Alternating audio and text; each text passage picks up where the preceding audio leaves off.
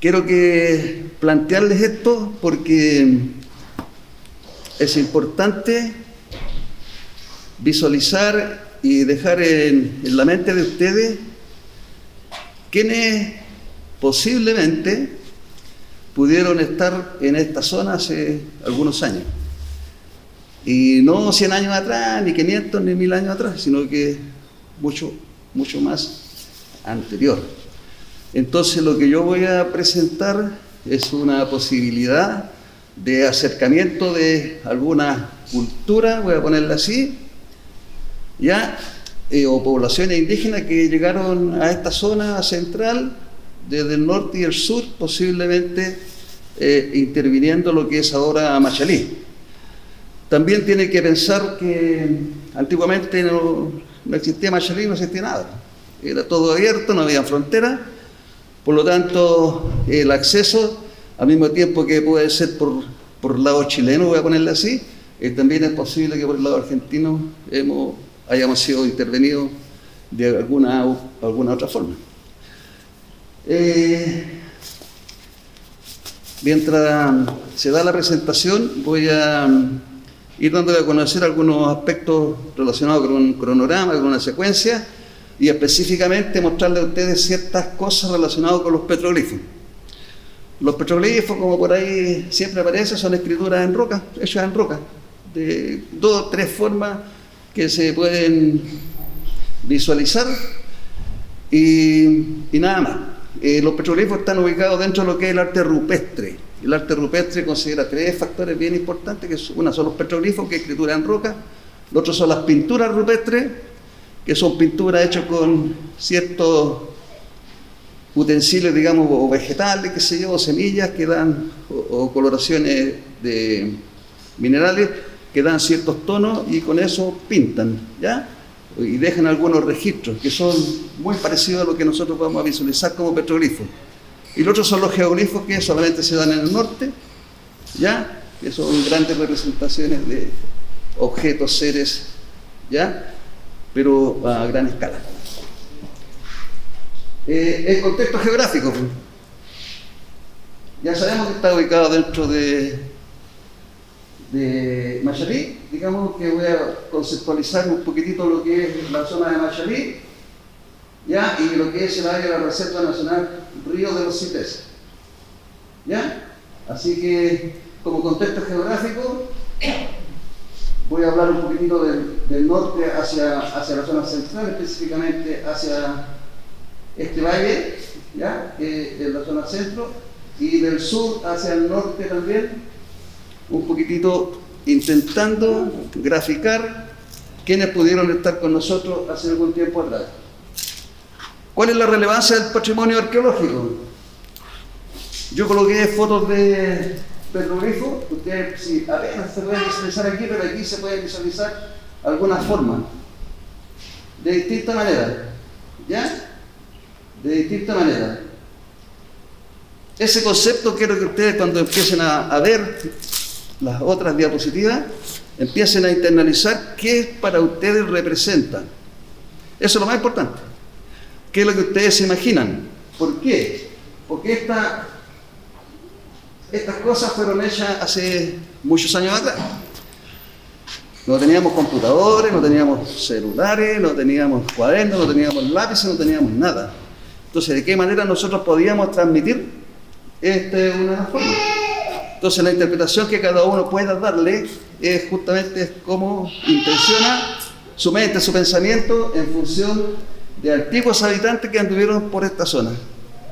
Y más que por esta zona aquí, sino que por la cordillera. Estoy dando la respuesta. ¿Cuál es la relevancia del patrimonio arqueológico? Son mis conceptos por si acaso, es lo que yo pienso. Para mí es conocer nuestros orígenes. Machalí tiene su fecha de creación como comuna en la zona central hace 500 años. A la llegada de los españoles habían ciertos villorrios, ¿no es cierto?, en distintos lugares de la zona central, Rancagua y en todo el país. Pero para mí es importante conocer a través de estos escritos o estas escrituras en piedra nuestros orígenes. Entonces, es una buena oportunidad para fortalecer la identidad. O sea, Machalí tiene que tener su identidad. Y esta es una de las formas de conocerlo. Es una de las variables. No necesariamente la parte política cuando nos estructuramos como comuna, sino que anteriormente sí teníamos gente que habitaba este sector. Por lo tanto, pasan en la actualidad a ser nuestros orígenes. Entonces, eso nos permite a nosotros fortalecer nuestra identidad. Ampliar los conocimientos, por supuesto, estamos conociendo. En la parte cultural, en la parte patrimonial, son cosas que nosotros podemos transmitir y eso es importante. Estamos aprendiendo, estamos conociendo o estamos profundizando si es que sabemos algo. Y para mí un mensaje que aquí les doy a toda la comunidad, que el pasado es una inspiración para valorar el presente y construir el futuro. El proyecto tiene un poquitito de esa misión, es colocar nuestras primeras identidades, traspasarlas un poquitito a la comunidad y de esa manera vamos tomando cuerpo como comuna o como comunidad y pensando también en nuestros orígenes. Si yo les pregunto a cada uno de ustedes de dónde surgimos nosotros, me pueden dar distintas interpretaciones. Y un poquitito de esa fase de espectros es lo que vamos a presentar a continuación. Pero para ello también no significa trascender. ¿Cómo? Para ello no significa que trascienden con el tiempo y dejan un legado, no desde el punto de vista nuestro, sino de quienes hicieron eso. Correcto. Al final podemos ir contestando un poquitito de eso, ¿ya? Al final. Pero es cierto, si yo estoy aquí es por algo. También quiero dejar una huella, o por lo menos despertar en ustedes ciertas inquietudes. Y en las comunidades que se supone donde va a ser intervenido este proyecto, por supuesto que también va a ser relevante. Van a ser cosas visibles, cosas coloridas, importantes, novedosas, por lo tanto tienen su significado. Lo quiero colocar en contexto de la Reserva Nacional Río de los Cipreses. Investigaciones relacionadas con petroglifos, el año 1971, 1985 y 1987, Henry Meyer, que en paz descanse, en esos tiempos realizó varias salidas al cajón del río de los Cipreses y catalogó algunos paneles o bloques con petroglifos y sectores donde él realizó sus estudios. Lamentablemente, sus estudios y documentos de esa investigación de la Reserva Nacional Río de los Cipreses quedaron sin publicar. En este momento puede ser consultado previo, digamos, solicitud a su familia, y uno puede revisar los escritos que don Henry Meyer realizó en la reserva. Después, en el año 2001, María Elena Noel desarrolló su tesis para estudios arqueológicos, sin publicar. Ella estuvo aproximadamente una semana en el sector solamente, sufrió un accidente a caballo, digamos, se cayó, por lo tanto tuvo que regresar y hasta ahí no me llegó su investigación. Y después, el 2012,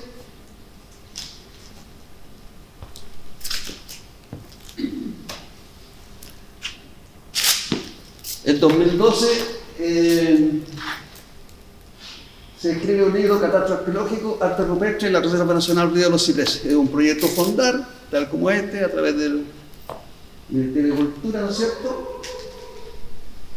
En 2013 se escribe un segundo libro, que se llama Catastro Arqueológico, Petroglifos y Aleros Habitacionales en la Reserva Nacional Río de los Cipreses. Y en 2016 se escribe otro libro, Historia del cajón Río de los Cipreses.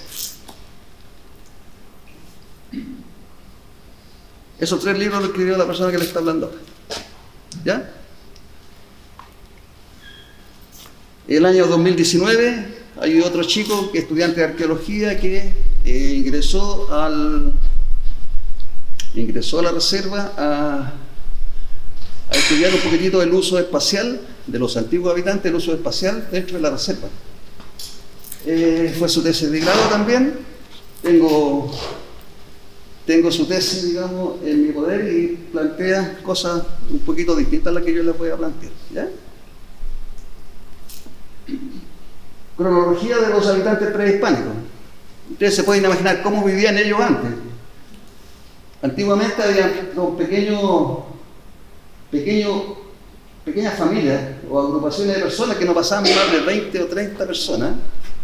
10, 20, 30 como máximo, ya era una multitud en esos tiempos, y normalmente ellos habitaban. Normalmente en praderas, cerca del agua, ¿ya? ¿Quiénes podrían ser ellos? Hay una cronología, esto lo saqué de internet, y habla que las comunidades iniciales, aquí está antes de Cristo y después de Cristo, así que las comunidades iniciales fueron 300 años antes de Cristo, voy a ponerla acá, ya, las culturas que Bato, Yoyeo, Aconcagua y Inca, un poco más a referir a ellos, ya, y su forma de vida, si eran sedentarios, si eran cazadores recolectores, etcétera, etcétera, etcétera, ¿ya? Pero más o menos una cronología. Esto es para un poco identificar lo que yo les voy a plantear, con las evidencias encontradas, más o menos a qué periodo. Yo le pongo ruta, a mí me gusta mucho el estudio de las rutas. Rutas, culturas indígenas. Ya las vimos, las comunidades iniciales. Bato, Yoyeo, Bato aproximadamente unos 2000, 2200 años atrás. Yoyeo también más o menos de esa fecha. Aconcagua un poquitito más tardía. Tardía es cuando más cerca de nosotros, y temprano es más lejos, ya más antiguo. Un poquito más tardía Aconcagua, pues se alcanzan a juntar, y posteriormente los incas, que estuvieron 100, 140 años en el territorio, en este sector un poco, hay poca evidencia de ellos por estos lados, y desde el sur yo coloqué a los mapuches. ¿Y sabes por qué los coloqué? Porque nadie los ha estudiado un poquitito en la antigüedad. Recuerden que nosotros sabemos de este tipo de culturas a través de ciertas investigaciones, ciertas evidencias que se encuentran, y al mismo tiempo lo que nos cuentan los primeros escritos de los españoles. Recién ahí empezamos a conocer lo que ellos vieron, cómo vivían, cómo vestían, qué es lo que hacían, etc. Y de los mapuches, como dato, hace 1000 años atrás, 1200 hasta 1500, algunas personas dicen de que el mapudungún se hablaba hasta los vilos, desde el sur hasta los vilos. Entonces yo siempre los coloco como interesante dato, porque en la zona central y en la precordillera existen muchos vestigios relacionados con los mapuches, y que también ha sido poco investigado. Normalmente le damos más énfasis a lo que venía del norte, y que de otra forma nos marcó un poquitito en evidencia arqueológica. Dentro de la reserva estoy hablando solamente, hay un sitio que se llama Alero Los Cipreses.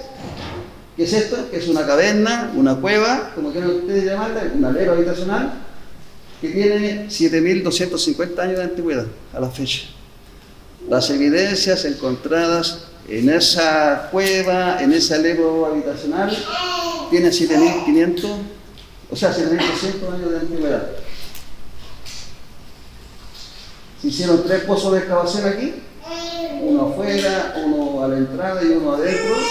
Se encontraron estas puntas de flecha y otros materiales líticos. Lítico es piedra, en que evidencian que pertenecían al arcaico 4, 7000 años atrás. Ya existe evidencia de que había gente visitando nuestro lugar. Otra evidencia encontrada durante el proyecto, un poco más tardía, algunas piedras de moler, restos de cerámica, piedra horadada, puntas de flecha y montones de otras cosas relacionadas con las evidencias. Imagínense ustedes en esos tiempos cómo ellos vivían. Posiblemente era así. Este es un dibujo de un artista que me lo hizo específicamente relacionado con uno de los proyectos y que simula, de acuerdo a lo que hemos visto en terreno, simula un poquito. Este es un sitio real. Este sitio es sacado de una fotografía de un ambiente real donde existen petroglifos. En este caso, este es una quebrada, aquí hay un alero. Ese alero, en la cordillera, en ese lugar yo pasé como 4 o 5 veces por el lugar, lo miraba, lo visitaba, veía que se todo el asunto. Y en uno de los viajes de vuelta encontré el primer instrumento lítico en que me dijo, pucha, aquí existió gente antiguamente. Interesante. Pero ¿cómo podían vivir ellos antes? Preocupados de la cacería, una fogata, animales, trabajo en piedra, a lo mejor ellos hicieron los petroglifos. Este lugar es la quebrada del Baule, que se llama, que es muy importante. Lo único que queda bastante lejos, ya nos demoramos 2 días en llegar allá. Entonces,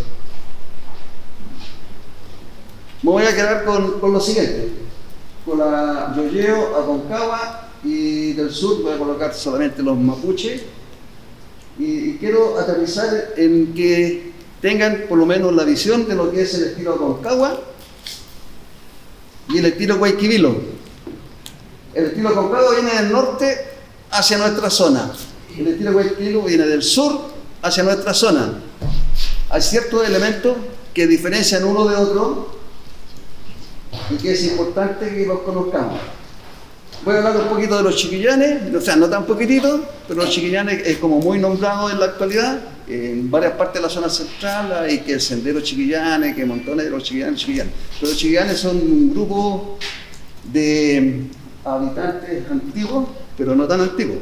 Esto lo describieron un poquitito los españoles y hace 300, 400, 500 años atrás ellos recién empiezan a ser nombrados.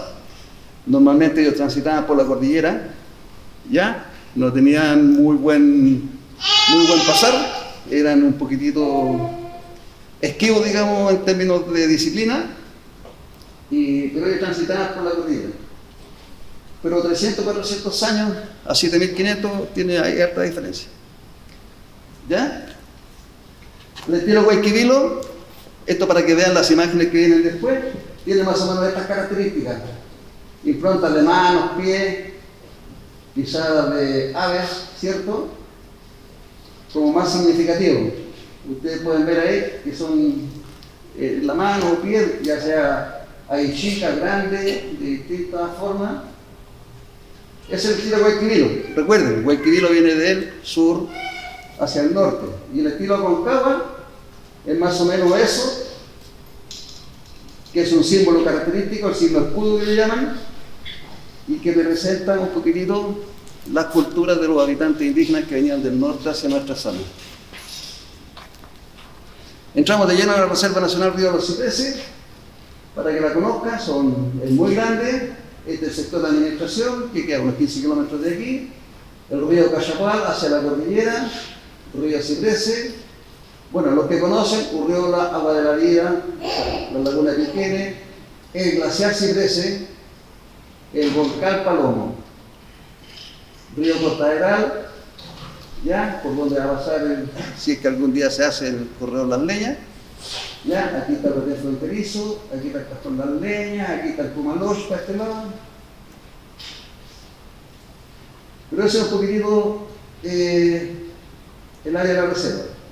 Ya en el año 1886 vinieron múltiples científicos de gran relevancia a investigar el glaciar Ciprés y el cazón del cajón del río Ciprés. En esos tiempos todo esto pertenecía a la hacienda Cauquenes, ¿ya? Estoy hablando de la reserva, acuérdense, a la gran hacienda Cauquenes, y desde ahí partían todos los científicos para estudiar un poquitito lo que es el glaciar. Lo que pasa es que el glaciar es muy bajo, por lo tanto era un glaciar que, a pesar de que se demoraba mucho en llegar, era fácil de estudiarlo, por distintas razones. Esa fue una razón. Pero ya en ese tiempo encontraban petroglifos. Esa piedra es la misma que está aquí, ¿ya? Un poquitito el ángulo hubiese sabido que está. Después encontré esa foto, pero hubiese sabido que la saco exactamente igual. Pero ya en el año 1886 le llaman la piedra del indio. Después otra, esa, está en el morro del indio que está esa, también dice a 15 kilómetros más allá de los Maitenes. Cerro del Guanaco, Cajón de los Cipreses, Cauquenes, Colchagua, enero de 1908.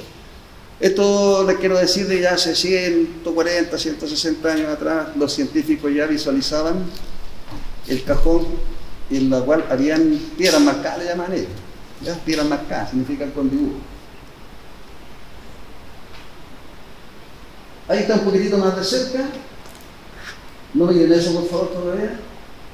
Pero fíjense un poquitito la gran cantidad, está llena de ciertos rasgos.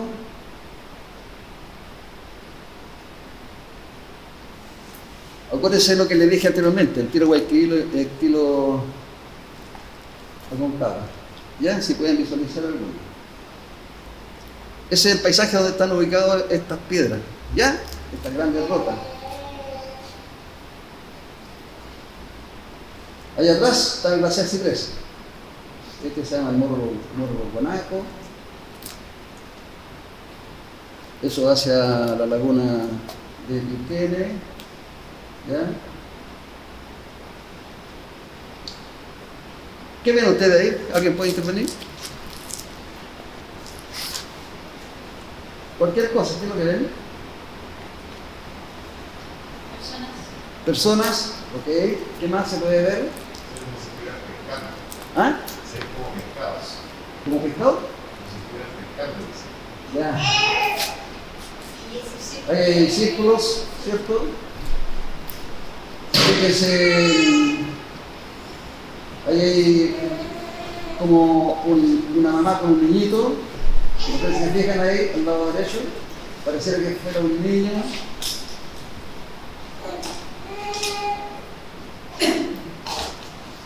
Estos son quizás de animales.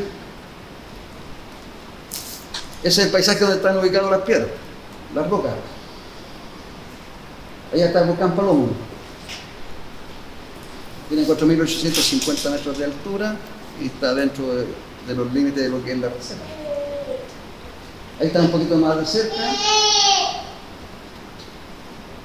¿Ya? Se llama cordón divisorio.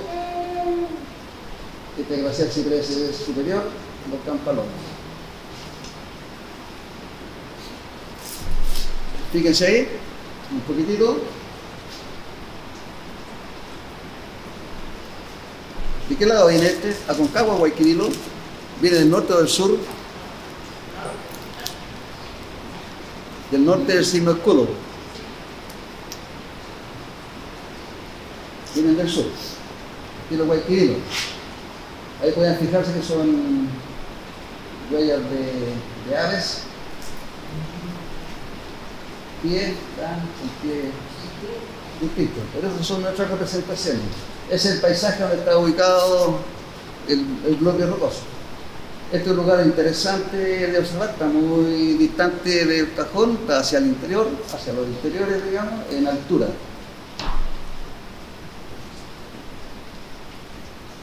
Esta es una de las zonas de los petrolíferos de los más lejos que existen, Cajón de los Sabieros. ¿Ya? Para allá está la laguna Liquene, la que era el Baule un poquitito para allá, entra y la administración que haría a un día y medio que va a ir a allá. ¿Ya? Y aleja. El sector de Agua de la Vida, un paisaje un poquito más conocido. ¿Qué tipo de formas hay ahí? Personas. Ustedes pueden visualizar, pero en la interpretación que ustedes, ahí se le llaman el diablo. Es el petroglifo, el escafandra. También le llaman así. Escafandra. Que se supone que claro, son famosos. Eso semeja un poquitito a un árbol, ¿cierto? Entonces normalmente la mayoría son antropomorfos, son formas humanas. ¿Ya? ¿A qué se asemejan?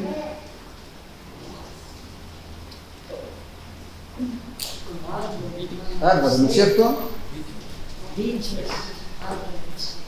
Árboles, perfecto.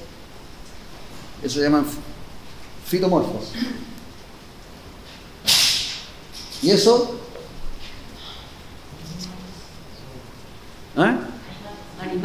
Animales. Se llaman zoomorfos, en términos de clasificación. Pero ahí imagínense, puede ser un batracio, vaya a saber qué es lo que es esto, eso puede ser un guanaco, eso no sé, parece un avión con 2 alas, 4 alas, es una máscara, o un tocado, pero tiene como una antena ahí, medio complicado, que está casi unido. Y esto, no sé, puede ser algo distinto. Esto igual, con líneas como zigzagueantes. Bueno, cada uno lo interpreta a su manera. Todas las personas que antiguamente subieron por la cordillera eran cazadores-recolectores, por lo tanto eran nómades. Ellos iban de lugar en lugar buscando alimentos esencialmente y perseguían el guanaco, que en esos tiempos existía. También en esos tiempos existía el huemul aquí en la zona. Ya hay evidencia encontrada de osamentas de huemul encontradas acá en la zona. Bueno, el puma, el zorro y distintos tipos de aves, pero esencialmente el guanaco.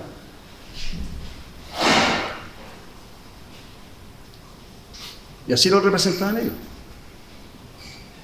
Por lo tanto, esos son los mensajes que a través de estos escritos ellos nos envían, que en esos tiempos también existía el guanaco y que era uno de sus posibles.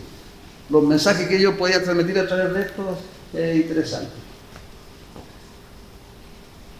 Las investigaciones realizadas fueron sectorizadas, todo lo que es el área de la reserva. Estuvimos más de un año investigando, pero más o menos para que se ubiquen: Administración, Carrizal, Orriola, Laguna de Turquía, Volcán Paloma.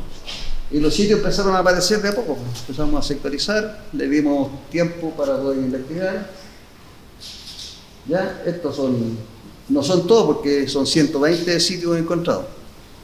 Pero esta es una gráfica para que ustedes se den cuenta de que siempre más al final del cajón es donde existe la mayor cantidad de petroglifos concentrados.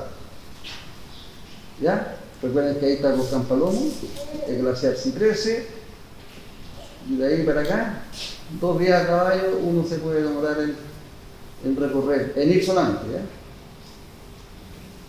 ¿Cómo se dañan los petroglifos? Cambio de temperatura, ¿ya? Frío, calor, agua, está cayendo la nieve, se concentran, se expanden, y eso va haciendo un poco dañando los petroglifos. Desplazamiento de bloques por distintos motivos, ya sea terremotos, ya sean por el paso de animales, ya movimientos sísmicos menores, va soltando las rocas y las van arrastrando. Influencia del ciclo de estaciones climáticas, por supuesto, el asunto, ahí sigue entre paréntesis un poquito lo que es el cambio climático. Estamos en sequía hace mucho tiempo, por lo tanto estos sectores antiguamente eran muy visitados en la época de verano. Ahora es más fácil ir en cualquier época porque cae mucho menos nieve, los ríos están con menos agua, por lo tanto las estaciones climáticas influyen en el desplazamiento hacia la cordillera. Y dejé para el final la conducta inapropiada del ser humano. ¿Qué es lo que hace el ser humano? Típico: los rayados graffiti, remarcar las líneas y trazados de lo que están hechos por los antiguos habitantes. Y lo otro que es interesante es caminar sobre bloques con petroglifos. Normalmente uno ve una piedra con petroglifos, lo primero que hace es subirse, y no sabe que al subirse va pisándolo, lo va erosionando. Son patinas oxidadas de minerales donde ellos hacen los petroglifos y hacen su escrito. Ahí hay ejemplos de lo que el ser humano hace con este patrimonio. Esta es una de las cosas que de una u otra manera hay que fortalecer la educación en ello, ya que hay que cuidarlo, y este es nuestro patrimonio. Así que un ejemplo.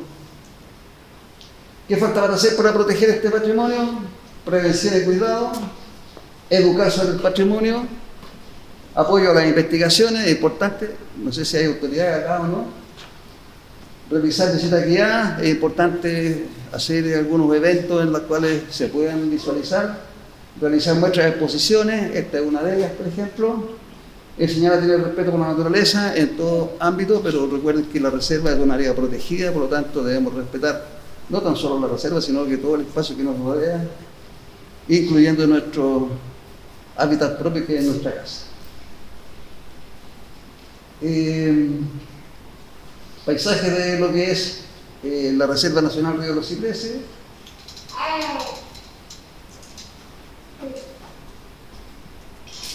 Con esto termino un poquito la presentación y como resumen de palabras de cierre, yo dejo el siguiente mensaje, que es ese. Los petroglifos de la Reserva Nacional Río de los Cipreses representan un testimonio natural dejado por los antiguos habitantes en su búsqueda de mejores oportunidades para sobrevivir. Es un poquitito del mensaje que yo les quiero dejar con esta breve presentación, simple presentación, básica presentación, pero quiero dejar en ustedes un poquito el concepto, la inquietud de lo que significa tener estos registros para el desarrollo de nuestro proyecto, que en la cual Julio les va a explicar un poquito después. ¿Hay alguna consulta? ¿Les quedó claro? ¿Algo confuso? Dame. La mayor cantidad de petroglifos están bien arriba en la cordillera, en algunos momentos habrán existido lo que se llama de bounty mineros y han sido destruidos o podemos encontrar también más pocas de tierra, más cosas. Hay algunos que están, hay algunos bloques, pero pocos, son los menos, que por derrumbe se han tapado o están vueltos, porque yo tengo testimonio de algunas personas un poco más antiguas de la zona que ellos dicen, no, si en ese sector hay petroglifos, y uno va al sector y no encuentra roca ni una cosa, pero sí desplazamiento, ya sea por distintas formas, ¿ya? O el agua, o por llamémoslo así, por la construcción de habitaciones, sacan las máquinas, normalmente las mueven nomás, sin saber lo que representa, por lo tanto esas se van perdiendo. Pero en la reserva están concentrados todos hacia el fondo, hacia el cajón, hacia el glaciar Cipreses, están concentrados la mayor cantidad de petroglifos. Y las concentraciones mayores están siempre en altura, entre 2.000 y 2.400 metros de altura están concentradas las mayores concentraciones de petroglifos. En distintas zonas, ¿ya? Cercano hay algunos, pero si ustedes quieren conocer petroglifos, pueden ir aquí cerca, en el cajón del río Pangal también hay, y ahí están cerca del camino, ¿ya? Si que lo quieren conocer. Pero no sé si hay petroglifos allá, no tengo conocimiento, voy a ponerlo así, de que existan petroglifos.